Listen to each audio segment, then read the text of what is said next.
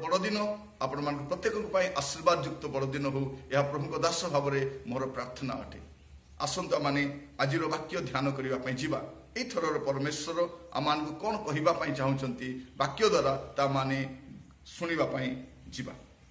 आज ध्यान निमंते शास्त्र अंशटी मुझे मनोनीत कर पाइबे एब्री तार 10 पर्व 4 पदरु 7 पद पर्यंत एब्री 10 पर्व तार 4 पदरु 7 पद पर्यंत एटा लिखा जाए कारण वृष और छागर रक्त जे पाप हरण करिवो एहा असंभव सेथिपाई ख्रीष्ट जगत को आगमन करी कहंती बलिदान और नैवेद्य न लोड़ी मो निमंते एक शरीर प्रस्तुत कल होम बलि और पापार्थक बलि रे तुमे संतुष्ट हेलो नहीं सेतेबेले मु कहिली देखो शास्त्र रे मो विषय लिखा अछि फेस पर तुम्भर इच्छा साधन करने को मु आसी अछि। ये अंशटी आम अनेक थर पढ़ीछु किंतु वास्तव में अंश प्रभु यीशु ख्रीष्टंकर जगत को आगमन करिवार उद्देश्य को दर्शाए। एटा लिखा जाए कारण वृष और छागर रक्त जे पाप हरण करिवो यह असंभव अटे सेथिपाई ख्रीष्ट को जगत को आसवा पड़ा सेथिपाई ईश्वर को देह धारण कर जगत को आसवा पड़ा कारण तांको बिना उद्धार संभव नुहे तांको बिना केही मध्य कहारी को उद्धार करि परिबो नाही पापी मनुष्य जेते दान धर्म तपस्या जहा करी मध्य साधना करी मध्य से उद्धार प्राप्त होई परिबो नाही तेनु ख्रीष्ट जगत को आसिले आ यीशु जगत को आसी गोटे कथा कहंती शास्त्र रे मो विषय लिखा अछि। प्रिय भाई भनी माने आपण जदि बाइबल को देखिबे बाइबल संपूर्ण भाव में ख्रीष्टंकर प्रकाशन अटे यह एक भाववाणी पुस्तक अटे आ प्रभु यीशु ख्रीष्ट कहंती शास्त्र रे मो विषय लिखा अछि हेस पर तुम्भर इच्छा साधन करबा को आसी अछि शास्त्र रे मो विषय लिखा अछि।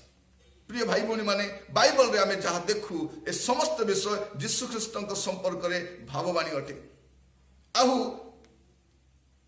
आउ ए पर्वटी आम समस्तंक पाए यह जानिबार पर्व अटे जे प्रभु यीशु ख्रीष्ट जगत को कहीं आसीथिले जे तांको संपर्क रे जहा सब भाववाणी करा जाइथिला ताहा सफल करबा को से आसीथिले। तो एई बड़ दिनटी भाववाणी सफलर पर्व अटे यीशुंक संपर्क रे बाइबल रे जहा सब भाववाणी कहा जाइथिला ताहा सफल हेबार पर्व अटे। आज से संपर्क मु कहबा पई चाहे कारण ख्रीष्ट विषय रे यीशु विषय रे बाइबल रे गुड़े भाववाणी रही से भाववाणी गुड़िक सफल हेबा दरकार तेणु प्रभु यीशु ख्रीष्ट जगत को आसीथिले। जदि आपण देखिबे माथ्यू पुस्तक से स्थान में बारंबार आपण देखिबे जे भाववादी द्वारा जहा कहा जाइथिला ताहा जेपरि सफल हुए मुता सेथरु किछि विषय पढ़िबा पई चाहे माथ्यू तार 1 पर्व तार 21 और 22 पद लिखा जाए से पुत्र प्रसव करिवे आ तुमे ताहाको नाम यीशु दबो कारण से अपना लोक मान को समान को समस्त पापरु परित्राण करिवे भाववादी द्वारा प्रभु को उक्त ही वाक्य जेपरि सफल हुए एथि निमंते ए समस्त घटिला। प्रभु यीशु ख्रीष्ट जगत को आसिले कारण कहा जाइतिला कोन जड़े कन्या से पुत्र प्रसव करिवे आ ताहाको नाम यीशु दिया जीव आ से समस्त मानव जातिर लोक मान को समान को समस्त पापरु परित्राण करिवे तेणु प्रभु यीशु ख्रीष्ट को जगत को आसीबा पई पड़िला कारण शास्त्र रे से संपर्क लिखा अछि। आउ जदि देखिबा आगो को आपण माने माथ्यू 2 पर्व तार 4 पद और 5 पद एटा लिखा जाए पुनि से लोकंकर समस्त प्रधान याजक और शास्त्री को एकत्र करी ख्रीष्ट केउठारे जन्म ग्रहण करिवे ता सेमानक ठारू बुझी नबाकू चेष्टा कले सेमाने तांको कहिले जिहुदा प्रदेश बेथलीम रे कारण भाववादी द्वारा एपरि लेखा अछि प्रभु यीशु ख्रीष्ट गोटे कुमारी गर्भरु जन्म नेबे यह भाववादी द्वारा प्रकाशित होइतिला आ प्रभु यीशु ख्रीष्ट बेथलीम रे जन्म ग्रहण करिवे बोली भाववादी द्वारा कहा जाइतिला गोटे कन्यार गर्भरु जात हेबे या दिशाय भाववादी द्वारा कहा जाइतिला आ से केउ स्थान जन्म ग्रहण करिवे से संपर्क में मिखा भविष्य वक्ता 5 पर्व 2 पद कहती कहबार अर्थ प्रिय भाई भौणी माने प्रभु यीशु संपर्क में जहाँ जहाँ शास्त्र रे भाववाणी करा जायतिला ताहा सफल करबा पई प्रभु यीशु ख्रीष्ट जगत को आसीथिले। यदि आपण देखिबे माथ्यू 2 पर्व तार 15 पद आ हेरोदଙ୍କ मरण पर्यंत सेठारे रहिले जेपरि भाववादी द्वारा प्रभुंकर उक्त ही वाक्य सफल हुए मिस्ररू आंबे अपना पुत्र को आह्वान कलु। यह हसई भविष्य वक्ता लिखुंट तार 11 पर्व 1 पदरे भाववाणी होता जे प्रभु यीशु ख्रीष्ट मिस्र को जीवे कारण मारिबा पाए हेरोद उद्यत अटंती यह मध्य भाववाणी करा जायथिला। प्रिय भाई भौणी मान कहवाई चाहे यही थरर बड़ दिन आम समस्त अनन्य अटे कारण समस्त भाववाणी सफल हो सारी जहा बाकी अच्छी से संपर्क मुझे कहवाई चाहे आम केवल बड़ दिन माति न रहू यह भाववाणी सफल पर्व अटे कारण भाववाणी गुड़ाक सफल होबार अच्छी। जब आप देखिए माथ्यू 2 पर्व तार 17 पद लिखा जाते जिरिमिय भाववादी द्वारा उक्त ही वाक्य सफल है। प्रिय भाई भौणी माने 16 पद पढ़े लिखा जाए इतिमध्य हेरोद पंडित मान द्वारा आपना को प्रवंचित होगा देखी क्रोधान्ध हो गले और निकटरू सूक्ष्म रूपे जो समय बुझी तदनुजाई 2 वर्ष और से न्यून वयस्क जिते बालक बेथलीम पुणी से समस्त सीमा मध्य थिले लोक पठाई से समस्त को बोध कराइले। प्रिय भाई भौणी माने यह मध्य भाववाणी करा जायतिला जे 18 पद लिखा जाछि रामारे स्वर सुनागला रोदन अतिशय विलाप राहेल अपना संतान मान निमंते रोदन करुथिला और से माने नाहांती बोली से सांत्वनार कथा मानिबा को इच्छा करू नथिला।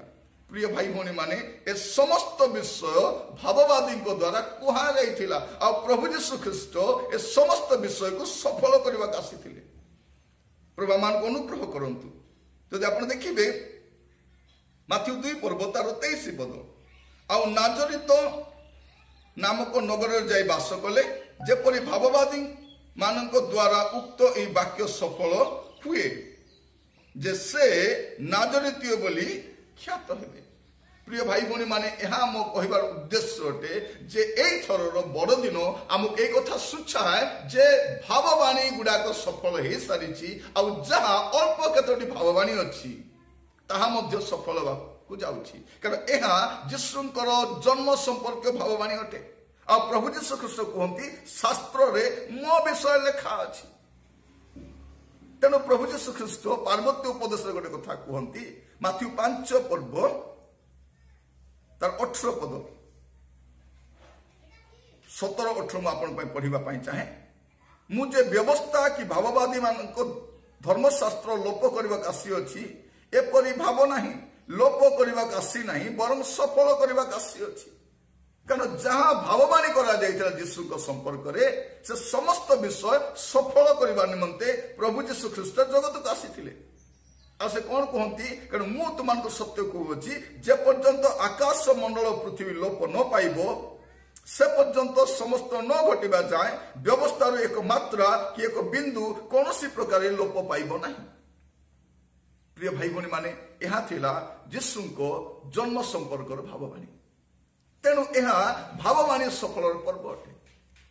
प्रभु मान को साहाय्य करंतु ए सकल विषय को स्पष्ट भाव में बुझीबा पाए बाइबल रे यीशु संपर्क में जहाँ जहाँ भाववाणी करा जायछि से समस्त विषय को सफल करबा निमंते प्रभु यीशु ख्रीष्ट जगत को आसीथिले। प्रभु यीशु ख्रीष्ट जन्म संपर्क में समस्त भाववाणी सफल होइछि।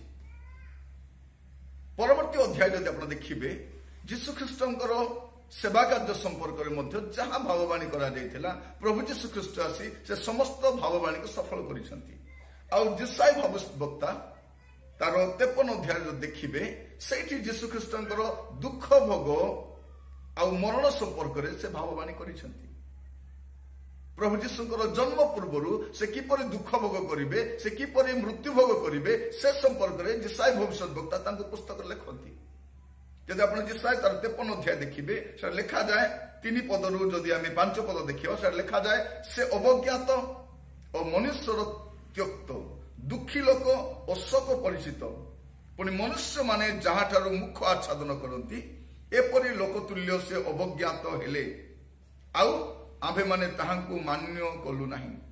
ନିଶ୍ଚୟ ସେ ଆମ୍ଭମାନଙ୍କର ଯାତନା ସବୁ ଧାରଣ କରିଅଛନ୍ତି ଓ ଆମ୍ଭମାନଙ୍କର ବ୍ୟଥା ସବୁ ବହି ଅଛନ୍ତି। ତଥାପି ଆମ୍ଭେମାନେ ତାହାଙ୍କୁ ଆହତ ଓ ପରମେଶ୍ୱରଙ୍କ ଦ୍ୱାରା ପ୍ରହାରିତ ଓ ଦୁଃଖଗ୍ରସ୍ତ ବୋଲି ମଣିଲୁ। ମାତ୍ର ସେ ଆମ୍ଭମାନଙ୍କ ଅଧର୍ମ ନିମନ୍ତେ କ୍ଷତ ବିକ୍ଷତ ହେଲେ ଓ ଆମ୍ଭମାନଙ୍କର ଅପରାଧ ନିମନ୍ତେ ଚୂର୍ଣ୍ଣ ହେଲେ। ଆମ୍ଭମାନଙ୍କର ଶାନ୍ତିଜନକ ଶାସ୍ତି ତାହାଙ୍କ ଉପରେ ବର୍ତ୍ତିଲା ଓ ତାହାଙ୍କ ପ୍ରହାରରେ ଆମ୍ଭେମାନେ ସୁସ୍ଥ ହେଲୁ। ଏହି କଥା ମଧ୍ୟ ଯୀଶୁଙ୍କ ସମ୍ପର୍କରେ ଭାବବାଣୀ କରାଯାଇଥିଲା। ସେ କିପରି କଷ୍ଟ ସହିବେ, ଯାତନା ସହ କରିବେ, ମାନବ ଜାତିର ଉଦ୍ଧାର ନିମନ୍ତେ, ମୁକ୍ତି ନିମନ୍ତେ, ସେ ସମସ୍ତ ବିଷୟ ଯେସାଇ ଭବିଷ୍ୟତ ବକ୍ତା ଲିପିବଦ୍ଧ କରନ୍ତି। ଆମ୍ଭମାନଙ୍କର ଅଧର୍ମ ନିମନ୍ତେ ସେ କ୍ଷତ ବିକ୍ଷତ ହେବେ, ଆମ୍ଭମାନଙ୍କ ଅପରାଧ ନିମନ୍ତେ ଚୂର୍ଣ୍ଣ ହେବେ, ସେ ପ୍ରହାରିତ ହେବେ, ଆଉ ସେ ପ୍ରହାରିତ ହେଲେ ଆମେ ସୁସ୍ଥ ହବୁ। ସେ ଆମମାନଙ୍କର ବ୍ୟଥା ସବୁ ବହିବେ। ସେ ଦୁଃଖୀ ଲୋକ, ସେ ଶୋକ ପରିଚିତ, ମନୁଷ୍ୟର ତ୍ୟକ୍ତ, ଏ ସମସ୍ତ ବିଷୟ ଭାବବାଣୀ କରାଯାଇଥିଲା। ଆଉ ପ୍ରଭୁ ଯୀଶୁଖ୍ରୀଷ୍ଟ ଆସିବା ଦ୍ୱାରା ଏ ସମସ୍ତ ଭାବବାଣୀ ସଫଳ ହେଉଛି। ପ୍ରଭୁ ଯୀଶୁଖ୍ରୀଷ୍ଟ କିପରି ବିକ୍ରି କରାଯିବେ, କିପରି ପ୍ରତାରିତ ହେବେ, ଏ ସମସ୍ତ ବିଷୟ ଭାବବାଣୀରେ ନିହିତ ଅଛି। ଆଉ ପ୍ରଭୁ ଯୀଶୁଖ୍ରୀଷ୍ଟଙ୍କର ପ୍ରଥମ ଆଗମନରେ ଏ ସମସ୍ତ ବିଷୟ ସଫଳ ହେଇଛି। ମୁଁ ଆପଣଙ୍କୁ କହୁଥିଲି ଏହି ପର୍ବ ଗୋଟେ ସାଧାରଣ ପର୍ବ ନୁହେଁ। ଏ ବଡ଼ଦିନ ଗୋଟେ ସାଧାରଣ ବଡ଼ଦିନ ନୁହଁ। କେବଳ ଆମୋଦ ପ୍ରମୋଦରେ ସମୟ ବ୍ୟସ୍ତ କରିବାର ବିଷୟ ନୁହଁ, ମାତିବାର ସମୟ ନୁହଁ। ଏହା ଜଗତ ନିବାସୀ କେବଳ ବଡ଼ଦିନକୁ ସେମାନେ ପ୍ରାୟୋରିଟି ଦିଅନ୍ତି, କିନ୍ତୁ ୟା ପଛରେ ଗୋଟେ ଭାବବାଣୀ ଗୁଡାକ ସଫଳ ହେଇ ଚାଲିଛି। ଏଇ କଥା ବୁଝିବାର ଆବଶ୍ୟକ ଅଛି। ପ୍ରଭୁ ଆମମାନଙ୍କୁ ସାହାଯ୍ୟ କରନ୍ତୁ। ଏଥରର ବଡ଼ଦିନ ଆମ ସମସ୍ତଙ୍କ ନିମନ୍ତେ ସେଇ ବିଷୟ ଘେନି ଆସେ ଯେ ଆମେ ଚିନ୍ତା କରିବା ଦରକାର ଯେ ପ୍ରଭୁ ଯୀଶୁଖ୍ରୀଷ୍ଟଙ୍କ ସମ୍ପର୍କରେ ଯାହା ଭାବବାଣୀ କରାଯାଇଥିଲା ତାହା ସଫଳ ହେଇଛି। ସେ ଦୁଃଖ ଭୋଗ କରିବେ, ଆଉ ସେ ମୃତ୍ୟୁ ଭୋଗ ମଧ୍ୟ କରିବେ। ଆଉ ଏଇ କଥା ମଧ୍ୟ ବାକ୍ୟରେ ଲେଖାଯାଇଛି। ପ୍ରାୟତଃ ଅନେକ ଭବିଷ୍ୟତ ବକ୍ତା ସେ ସମ୍ପର୍କରେ ସେମାନେ ତାଙ୍କ ପୁସ୍ତକରେ ଲିପିବଦ୍ଧ କରନ୍ତି। ଯଦି ଆପଣ ଦେଖିବେ, ଗୋଟିଏ ପଦ ମୁଁ ପଢିବା ପାଇଁ ଚାହେଁ, ଗୀତ ସଂହିତା 16 ତାର 10। ଏଟା ଲେଖାଯାଏ, କାରଣ ତୁମ୍ଭେ ମୋ ପ୍ରାଣକୁ ପାତାଳରେ ପରିତ୍ୟାଗ କରିବ ନାହିଁ, କିମ୍ବା ତୁମ୍ଭେ ଆପଣା ପବିତ୍ର ଜନକୁ କ୍ଷୟ ପାଇବାକୁ ଦେବ ନାହିଁ। ଏହା ଯୀଶୁଖ୍ରୀଷ୍ଟଙ୍କ ସମ୍ପର୍କରେ ଭାବବାଣୀ ଥିଲା ଯେ ପ୍ରଭୁ ଯୀଶୁଖ୍ରୀଷ୍ଟଙ୍କର ଶରୀର କ୍ଷୟ ପାଇବ ନାହିଁ। ଯେମିତି ମନୁଷ୍ୟମାନେ ମଲା ପରେ ତାଙ୍କ ଶରୀର କ୍ଷୟ ପାଏ, କୀଟ ଖାଏ, ମାଟିରେ ମିଶିଯାଏ, ଖ୍ରୀଷ୍ଟଙ୍କ ଶରୀର ସେପରି ହେବ ନାହିଁ ବୋଲି ଭାବବାଣୀ କରାଯାଇଥିଲା। ଆଉ 3 ଦିନର ମୃତ ଶରୀର ସଜୀବ ହୋଇ ଉଠିଲା, କ୍ଷୟ ପାଇ ନାହିଁ। ଏତେ ପ୍ରହାରିତ, ଦେହବର୍ତ୍ତୀ ପ୍ରହାର ହେଇଛି, ରକ୍ତ ବହି ଯାଇଛି, ତଥାପି ସେ ଶରୀରରେ ଦୁର୍ଗନ୍ଧ ନାହିଁ। ଯୀଶୁଖ୍ରୀଷ୍ଟଙ୍କର ଶରୀର କ୍ଷୟ ପାଇ ନାହିଁ। ଏହା ଭାବବାଣୀରେ ଲିପିବଦ୍ଧ ଥିଲା, ଆଉ ତାହା ବି ସଫଳ ହେଲା। ସେ କ୍ଷୟ ପାଇବେ ନାହିଁ, ସେ ପୁନରୁତ୍ଥିତ ହେବେ। ତେଣୁ ଲୁକ ଲେଖୁଛନ୍ତି ପ୍ରେରିତ ପୁସ୍ତକରେ ଲେଖିବା ସମୟରେ, ସେ ଯେ ମୃତ୍ୟୁ ଦ୍ୱାରା ଆବଦ୍ଧ ହୋଇ ରହିବେ ତାହା ଅସମ୍ଭବ। ପ୍ରିୟ ଭାଇ ଭଉଣୀ ମାନେ, ତେଣୁ ପ୍ରଭୁ ଯୀଶୁଖ୍ରୀଷ୍ଟ ସେ ମୃତ୍ୟୁକୁ ଜୟ କରି ଉଠିଲେ। ଏହା ମଧ୍ୟ ଭାବବାଣୀର ଅଂଶ ଅଟେ। ଆଉ ଯୀଶୁଖ୍ରୀଷ୍ଟଙ୍କ ପ୍ରଥମ ଆଗମନରେ ତାହା ମଧ୍ୟ ସଫଳ ହେଇଛି। ଲେଖାଯାଏ ପ୍ରେରିତ ତାର 2 ପର୍ବ, ମୁଁ ପଢିବା ପାଇଁ ଚାହେଁ 24 ପଦ। କିନ୍ତୁ ଈଶ୍ୱର ମୃତ୍ୟୁର ବନ୍ଧନ ମୁକ୍ତ କରି ତାହାଙ୍କୁ ଉଠାଇ ଅଛନ୍ତି, କାରଣ ସେ ଯେ ମୃତ୍ୟୁ ଦ୍ୱାରା ଆବଦ୍ଧ ହୋଇ ରହିବେ ତାହା ଅସମ୍ଭବ। ପ୍ରଭୁ ଯୀଶୁଖ୍ରୀଷ୍ଟ ମୃତ୍ୟୁ ଦ୍ୱାରା ଆବଦ୍ଧ ହୋଇ ରହିବେ, ଏହା ଅସମ୍ଭବ ଅଟେ। ଏହା ଯୀଶୁଖ୍ରୀଷ୍ଟଙ୍କର ପ୍ରଥମ ଆଗମନର ଅଂଶ ଅଟେ। ଏହା ମଧ୍ୟ ସଫଳ ହେଇସାରିଛି। ତ ପ୍ରିୟ ଭାଇ ଭଉଣୀ ମାନେ, ମୁଁ ଆପଣମାନଙ୍କୁ କହିବା ପାଇଁ ଚାହେଁ, ଏହା ବାସ୍ତବରେ କହିବା ପାଇଁ ଗଲେ ଗୋଟେ ଭାବବାଣୀ ସଫଳର ପର୍ବ ଅଟେ। ପ୍ରଭୁ ଆପଣମାନଙ୍କୁ ଏହା ବୁଝିବା ପାଇଁ ସାହାଯ୍ୟ କରନ୍ତୁ। ପ୍ରଭୁ ମାନଙ୍କୁ ତାଙ୍କ ବାକ୍ୟ ଧ୍ୟାନ କରିବା ସମୟରେ এই কথা এই বড়দিନ ସମ୍ପର୍କରେ ଧ୍ୟାନ କରିବା ପାଇଁ ଦେଇଛନ୍ତି ଯେ ବାସ୍ତବରେ ଏହି ବଡ଼ଦିନ ଭାବବାଣୀ ସଫଳର ପର୍ବ ଅଟେ। ଆମେ କେବେ ସେ ଦିଗରେ ଚିନ୍ତା କରିନାହୁଁ। ପ୍ରିୟ ଭାଇ ଭଉଣୀମାନେ, ସମସ୍ତ ଭାବବାଣୀ ସଫଳ ହେଇ ଆସୁଛି, ଆଉ କିଛି ବଳକା ନାହିଁ। ଯୀଶୁଙ୍କର ଜନ୍ମ ସମ୍ପର୍କରେ ଯେଉଁ ଭାବବାଣୀ ଥିଲା ତାହା ସଫଳ ହେଇଛି। ତାଙ୍କ ସେବା କାର୍ଯ୍ୟ ସମ୍ପର୍କରେ ଭାବବାଣୀ ସଫଳ ହେଇଛି। ତାଙ୍କ ମୃତ୍ୟୁର ଭାବବାଣୀ ସଫଳ ହେଇଛି। ତାଙ୍କର ପୁନରୁତ୍ଥାନର ଭାବବାଣୀ ସଫଳ ହେଇଛି। ବର୍ତ୍ତମାନ ବାକି ଅଛି ତାଙ୍କର ଦ୍ୱିତୀୟ ଆଗମନର ବିଚାରର। ସେଇ ଭାବବାଣୀ ମଧ୍ୟ ସଫଳ ହେବା ପାଇଁ ଯାଉଛି, କାରଣ ସେଇ ଭାବବାଣୀ ଗୁଡାକ ଯଦି ସଫଳ ହେଇଛି, ଏଇଟା ମଧ୍ୟ ସଫଳ ହବ। ତାହା ମୁଁ ଆପଣମାନଙ୍କୁ କହିବା ପାଇଁ ଚାହେଁ। ତେଣୁ ଆମେ କେବଳ ବଡ଼ଦିନ ପର୍ବ ପାଳନରେ ବ୍ୟସ୍ତ ରହୁ, ଆମେ ଏଇ କଥା ମଧ୍ୟ ଧ୍ୟାନ ରଖୁ ଯେ ପ୍ରଭୁ ଯୀଶୁ ଖ୍ରୀଷ୍ଟଙ୍କର ଆସିବାର ବେଳ ହେଲାଣି। ପ୍ରିୟ ଭାଇ ଭଉଣୀମାନେ, ଜଗତବାସୀ ଯୀଶୁ ଖ୍ରୀଷ୍ଟଙ୍କର ପ୍ରଥମ ଆଗମନ ନିମନ୍ତେ ବ୍ୟତିବ୍ୟସ୍ତ ହେବା ସମୟରେ ସ୍ପର୍ଗରେ ପ୍ରସ୍ତୁତି ଚାଲିଛି ଯୀଶୁଙ୍କର ଦ୍ୱିତୀୟ ଆଗମନର। କିନ୍ତୁ ଦୁଃଖର କଥା ପ୍ରିୟ ଭାଇ ଭଉଣୀମାନେ, ଆମେ ସମସ୍ତେ ଯୀଶୁଙ୍କର ଦ୍ୱିତୀୟ ଆଗମନ ପାଇଁ ପ୍ରସ୍ତୁତ ହେଉଛୁ, କିନ୍ତୁ ପ୍ରଥମ ଆଗମନର ବାର୍ତ୍ତା ମଧ୍ୟ ଏବେ ପର୍ଯ୍ୟନ୍ତ ଲୋକମାନେ ଶୁଣି ନାହାନ୍ତି। କାରଣ ପ୍ରଭୁ ଯୀଶୁ ଖ୍ରୀଷ୍ଟ ସମସ୍ତଙ୍କ ପାଇଁ ଅଟନ୍ତି। ସମୁଦାୟ ମାନବ ଜାତି ନିମନ୍ତେ ଏକମାତ୍ର ତ୍ରାଣକର୍ତ୍ତା ଅଟନ୍ତି। କାରଣ ବାଇବଲ ସ୍ପଷ୍ଟ ଭାବରେ କୁହେ, ସେଦିନ ଦୂତ କହିଥିଲେ, ସମସ୍ତ ଲୋକଙ୍କର ଅତ୍ୟନ୍ତ ଆନନ୍ଦଜନକ ସୁସମାଚାର ମୁଁ ତୁମମାନଙ୍କୁ ଶୁଣାଉଛି। କାରଣ ଆଜି ଦାଉଦଙ୍କ ନଗରରେ ତୁମ୍ଭମାନଙ୍କ ନିମନ୍ତେ ତ୍ରାଣକର୍ତ୍ତା ଜନ୍ମଗ୍ରହଣ କରିଛନ୍ତି, ସେ ଖ୍ରୀଷ୍ଟ ପ୍ରଭୁ ଅଟନ୍ତି। ତ ପ୍ରିୟ ଭାଇ ଭଉଣୀମାନେ, ଆମେ ଖ୍ରୀଷ୍ଟିଆନ ଭାବରେ ଆମେ ଦ୍ୱିତୀୟ ଆଗମନ ପାଇଁ ପ୍ରସ୍ତୁତ ହେବା ସମୟରେ ଆମର ଦାୟିତ୍ୱ ମଧ୍ୟ ରହିଛି ଯେ ଜଗତର, ଭାରତର, ଆମ ଓଡ଼ିଶାର ପ୍ରତ୍ୟେକ ଯେପରି ଜାଣିପାରିବେ ଯେ ପ୍ରଭୁ ଯୀଶୁ ଖ୍ରୀଷ୍ଟ ପ୍ରଥମ ଆଗମନ କରିଥିଲେ, କାହିଁକି ଆସିଥିଲେ, ସେଇ କଥା ଜାଣିବା ଦରକାର। ଆଉ ଆମେ ଖ୍ରୀଷ୍ଟିଆନ ଭାବରେ ଆମେ ପ୍ରଥମ ଆଗମନରେ ଅତି ସମୟ ବ୍ୟସ୍ତ ନ ରହିକି ଆମେ ଦ୍ୱିତୀୟ ଆଗମନ ନିମନ୍ତେ ପ୍ରସ୍ତୁତ ହେବା ଦରକାର, କାରଣ ତାହା ମଧ୍ୟ ସଫଳ ହେବା ପାଇଁ ଯାଉଛି। ଯଦି ଆପଣ ଦେଖିବେ ଜିହୁଦାଙ୍କ ପତ୍ର ତାର 14 ପଦ ଆଉ 15 ପଦ, এই কথা ମୁଁ ଆପଣଙ୍କ ସମ୍ମୁଖରେ ରଖିବା ପାଇଁ ଚାହେଁ। ଜିହୁଦାଙ୍କ ପତ୍ର 14 ପଦ ଆଉ 15 ପଦ ଲେଖାଯାଏ, ଆଦମଙ୍କ ଠାରୁ ସପ୍ତମ ପୁରୁଷ ଯେ ହନୋକ, ସେ ମଧ୍ୟ ସେମାନଙ୍କ ବିଷୟରେ ଭାବବାଣୀ ପ୍ରଚାର କରି କହିଥିଲେ, ଦେଖ ପ୍ରଭୁ ସମସ୍ତଙ୍କର ବିଚାର କରିବା ନିମନ୍ତେ ପୁଣି ଅଧାର୍ମିକ ଲୋକ ସମସ୍ତେ ନିଜ ନିଜ ଅଧାର୍ମିକତାରେ ଯେଉଁ ସବୁ ଅଧର୍ମ କର୍ମ କରିଅଛନ୍ତି, ଅଧାର୍ମିକ ପାପୀମାନେ ତାହାଙ୍କ ବିରୁଦ୍ଧରେ ଯେଉଁ ସବୁ କଟୁ କଥା କହିଅଛନ୍ତି, ସେ ସମସ୍ତ ବିଷୟରେ ସେମାନଙ୍କୁ ଦୋଷୀ କରି ଦଣ୍ଡ ଦେବା ନିମନ୍ତେ ଆପଣା ଐତ ସାଧୁଙ୍କ ସହିତ ଆସୁଅଛନ୍ତି। ତ ପ୍ରିୟ ଭାଇ ଭଉଣୀ ମାନେ, ବର୍ତ୍ତମାନ ବାକି ରହିଛି ପ୍ରଭୁ ଯୀଶୁ ଖ୍ରୀଷ୍ଟଙ୍କର ଦ୍ୱିତୀୟ ଆଗମନ। ସେ ଦ୍ୱିତୀୟ ବାର ଆସୁଛନ୍ତି, ତାହା ତାଙ୍କର ଶେଷ ଆଗମନ ବୋଲି କହିପାରିବେ। ସେ କାହିଁକି ଆସୁଛନ୍ତି? ସେ ବିଚାର କରିବା ପାଇଁ ଆସୁଛନ୍ତି, ସେ ଦଣ୍ଡ ଦେବା ପାଇଁ ଆସୁଛନ୍ତି, ସେ ରାଜତ୍ୱ କରିବା ପାଇଁ ଆସୁଛନ୍ତି। କାରଣ ଯିଶାୟ ଭବିଷ୍ୟତ ବକ୍ତା କହିଥିଲେ, ତାହାଙ୍କ ସ୍କନ୍ଧରେ କର୍ତ୍ତୃତ୍ୱ ଭାର ଥୁଆଯିବ। ଯିଶାୟ 9 ପର୍ବ 6 ପଦରେ ଦେଖୁଛୁ, ତାହାଙ୍କ ସ୍କନ୍ଧରେ କର୍ତ୍ତୃତ୍ୱ ଭାର ଥୁଆଯିବ। ପ୍ରଥମ ଆଗମନରେ ସେ କୌଣସି କର୍ତ୍ତୃତ୍ୱ କରିନାହାନ୍ତି। ପ୍ରଥମ ଆଗମନରେ ତାଙ୍କ ସ୍କନ୍ଧରେ କୃଷ ଥୁଆଯାଇଥିଲା। ସେ କୃଷ ବହନ କଲେ, ସେ କୃଷାର୍ପିତ ହେଲେ, ସେ ଦୁଃଖ ଭୋଗ କଲେ, ସେ ମୃତ୍ୟୁ ଭୋଗ କଲେ, ସେ ପୁନରୁତ୍ଥିତ ହେଲେ। ପରିତ୍ରାଣ ନିମନ୍ତେ ଯେଉଁ କାର୍ଯ୍ୟ ସକଳ ଥିଲା ସେ ସବୁ ସେ ସମ୍ପନ୍ନ କରିଛନ୍ତି। କିନ୍ତୁ ଦ୍ୱିତୀୟ ଥର ଯେଉଁ ଆସୁଛନ୍ତି, ରାଜତ୍ୱ କରିବାକୁ ଆସୁଛନ୍ତି, ରାଜା ଭାବରେ ଆସୁଛନ୍ତି, ବିଚାର କରିବା ପାଇଁ ଆସୁଛନ୍ତି, ଦଣ୍ଡ ଦେବା ପାଇଁ ଆସୁଛନ୍ତି, ରାଜତ୍ୱ କରିବା ପାଇଁ ଆସୁଛନ୍ତି। ପ୍ରିୟ ଭାଇ ଭଉଣୀ ମାନେ, ପ୍ରଭୁଙ୍କ ନାମର ସ୍ତୁତି ହଉ। ଏ ସ୍ଥାନରେ ଆମେ ଦେଖୁଛୁ ଏହା ଭାବବାଣୀ ହିଁ ଥିଲା, ଆଉ ଏହି ଭାବବାଣୀ ଖୁବ୍ ଶୀଘ୍ର ସଫଳ ହେବା ପାଇଁ ଯାଉଛି। ପ୍ରଭୁଙ୍କ ଦାସ ଭାବରେ ମୁଁ ଆପଣମାନଙ୍କୁ କହିବା ପାଇଁ ଚାହେଁ, ପ୍ରିୟ ଭାଇ ଭଉଣୀ ମାନେ, ଏହି ଦିନମାନଙ୍କରେ ଆମେ ଅଜାଗ୍ରତ ରହିବା ନାହିଁ।